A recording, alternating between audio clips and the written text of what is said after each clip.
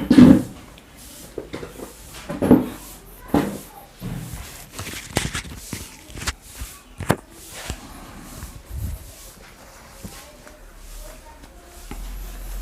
Friends, আর কে রয় শ্রীকৃষ্ণ আপনাদের সকলকে সুস্বাগতম। বন্ধুরা, প্রাইমারি রিক্রুটমেন্টে যারা 2009 সালের রিক্রুটমেন্টে যারা এমপ্যানেলড হয়েছেন এবং যারা 2014 সালে এমপ্যানেলড হয়েছেন বা ইনক্লুডেড হয়েছেন, তাদের জন্য কিন্তু সময়টা খুবই খারাপ যাচ্ছে। তারা খুব খারাপ পরিস্থিতির মধ্য দিয়ে কিন্তু দিন যাপন করছে। তো আজকে আমি প্রাইমারি 2009 এবং প্রাইমারি 2014 যে রিক্রুটমেন্ট, সেই রিক্রুটমেন্ট সম্পর্কে যতটুকু আপডেট আপনাদের সামনে উপস্থাপন করছি। প্রথমে বলে রাখি, প্রাইমারি 2009-এর যে মালদা এবং নর্থ 24 পরগনার জন্য যেটা মেরিট লিস্ট ডিপিএসসি বোর্ডের মধ্যে টাঙানো হয়েছিল, সেই মেরিট লিস্ট অনুযায়ী তাদের রিক্রুটমেন্ট কিংবা জয়েনিং কবে নাগাদ হবে সেই সম্পর্কে যেটা আপডেট। তো 2009-এর যে প্রাইমারি রিক্রুটমেন্ট, সেটা কিন্তু হাইকোর্টের অর্ডারের মাধ্যমেই কিন্তু পর্ষদ ডিপিএসসিতে তাদের মেরিট লিস্ট বা কিংবা প্যানেলের লিস্ট টাঙানো হয়েছে এবং সেখানে বলা হয়েছিল যে 1 মাসের মধ্যে তাদেরকে জয়েনিং করতে হবে। অর্থাৎ 10ই ফেব্রুয়ারিতে তাদের প্যানেল প্রকাশিত হয়েছিল রাত্রের দিকে এবং এই 10ই মার্চের মধ্যে কিন্তু তাদেরকে জয়েনিং দিতে হবে বা জয়েনিং করাতে হবে, এরকমটাই কিন্তু হাইকোর্টের নির্দেশে বলা আছে। তো আজকে 2 মার্চ হয়ে গেল, এখনও পর্যন্ত 9-এর কোনো রকম জয়েনিং লেটার তাদের হাতে ধরিয়ে দেওয়া হলো না। এ বিষয়ে যারা পাস করেছিলেন 2009-এর ক্যান্ডিডেট, তারা কিন্তু ডিপিএসসিতে বারংবার তারা যাচ্ছেন, প্রতিনিয়ত তারা কিন্তু ডিপিএসসিতে যাচ্ছেন বিভিন্ন রকম খোঁজ খবর নেওয়ার জন্য, কিন্তু ডিপিএসসি থেকে তাদের কোনো রকম আশ্বাস দিচ্ছে না। তাদের একটাই কথা তারা বারবার বলছেন যে পর্ষদ থেকে শুধুমাত্র একটা মেলের অপেক্ষায় তারা আছে। যতক্ষণ না পর্যন্ত সেই মেল তারা পাচ্ছে না, ততক্ষণ পর্যন্ত তারা তাদেরকে জয়েনিং লেটার দিতে পারছে না। তাদের জয়েনিং করার জন্য যাবতীয় যা কিছু করার সেটা কিন্তু ডিপিএসসি ইতিমধ্যে সমস্ত কিছু কমপ্লিট করে রেখেছে। সমস্ত কাজকর্ম তাদের শেষ, শুধুমাত্র একটা মেলের অপেক্ষায় ডিপিএসসির চেয়ারম্যান কিন্তু অপেক্ষা করে আছে তাদের জয়েনিং দেওয়ার জন্য। এবং যেহেতু তাদের প্যানেল বেরিয়ে গেছে, কোর্টের অর্ডার আছে এবং 10ই মার্চের মধ্যেই তাদেরকে নিয়োগ করতে হবে, অর্থাৎ 1 মাসের মধ্যেই নিয়োগ করতে হবে, সেহেতু যারা 2009-এর এমপ্যানেলড হয়েছেন তাদের ভয়ের কিছু নেই, চিন্তার কিছু নেই, তাদের নিয়োগ 100% হচ্ছেই, এরকমটা কিন্তু আশ্বাস দিচ্ছে ডিপিএসসি থেকে। বন্ধুরা, বলে রাখি, 2009 প্রাইমারিতে আরও একটা নতুন করে কেস করা হয়েছে যাতে ওয়েটিং লিস্ট দেওয়া হয় এবং যারা এই প্যানেলে অন্তর্ভুক্ত আছেন তাদের মধ্য থেকে যদি কেউ জয়েন না করে থাকেন, তাহলে সেই পোস্টটি ফাঁকা যাতে না থাকে তার জন্য ওয়েটিং লিস্ট থেকে যাতে নেওয়ার ব্যবস্থা করা হয়, সেজন্য কিন্তু আবার একটা নতুন করে কেস করা হয়েছে 2009 যে প্রাইমারি রিক্রুটমেন্ট, সেখানে মালদা এবং নর্থ 24 পরগনার জন্য। এদিকে অপরদিকে যারা ক্যান্ডিডেট 2009-এর, তাদের যেটা মতামত, সেই মতামত অনুসারে তারা প্রতিনিয়ত যেমনভাবে ডিপিএসসিতে খোঁজ খবর নিচ্ছেন মালদা এবং নর্থ 24 পরগনার জন্য, তো ঠিক সেইভাবেই তারা প্রতিনিয়ত খোঁজ খবর নিতেই থাকবেন। যদি 10ই মার্চের মধ্যে যদি তাদের জয়েনিং লেটার দেওয়া না হয়, জয়েন করিয়ে দেওয়া না হয়, তাহলে কিন্তু তারা তাদের নিজের মতো করে তাদের পদক্ষেপ তারা গ্রহণ করবেন। ইতিমধ্যে কিন্তু তারা বিভিন্ন রকম সংগঠন তৈরি হয়ে গেছে এবং বিভিন্ন গ্রুপের মধ্যে কিন্তু তারা আলাপ আলোচনা করছেন। এবং কোর্ট অর্ডার যেহেতু আছে, তাছাড়াও ডিপিএসসি থেকে যেহেতু বলছে যে আপনাদের 10ই মার্চের মধ্যেই নিয়োগ করা হবে, আপনারা সরকারের উপর বিশ্বাস রাখুন, সরকার অবশ্যই আপনাদেরকে নিয়োগ করাবেই। তাই জন্য তারা কিন্তু 10ই মার্চ পর্যন্ত অপেক্ষা করবে, তারপরেই কিন্তু তারা নিজেদের মতো করে যা করার তখন তারা পদক্ষেপ গ্রহণ করবে।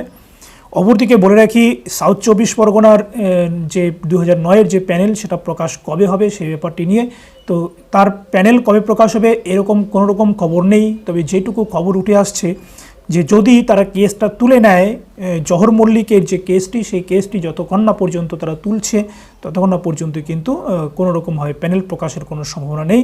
তাছাড়াও সেই সাউথ 24 পরগনার তেমন কোনো শক্তপোক্ত কোনো সংগঠন নেই সেসব ক্যান্ডিডেটদের মধ্যে যাতে তারা কেসটিকে মীমাংসা করতে পারে, তাই কিন্তু তাদের কেসটিও অগ্রগতি হচ্ছে না বা কেসটিও তোলাও হচ্ছে না, যার জন্য কিন্তু প্যানেল প্রকাশের ক্ষেত্রে পর্ষদের কিংবা ডিপিএসসি থেকে বাধার সম্মুখীন হচ্ছেন। তাই এরকমটা কিন্তু একটা আমরা আপডেট শুনতে পাচ্ছি সাউথ 24 পরগনার জন্য।